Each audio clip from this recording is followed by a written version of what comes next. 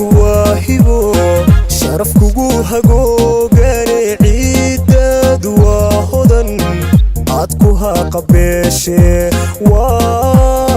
وهاليلديهينو قروين كو إرمانو عدكو هيرانيسي هيباد وحاد كل هاي دلكاغو هويو هيباد وحاد كل هاي دلكاغو هويو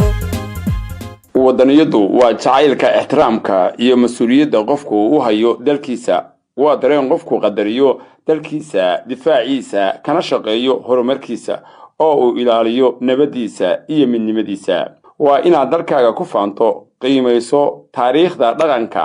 dadka iyo waxa uu taagan yahay waa inaad u hoggaansanaato sharciga dhowrto kuna dadaasho wax kasto kor u qaadaya nabadda iyo kala dambeynta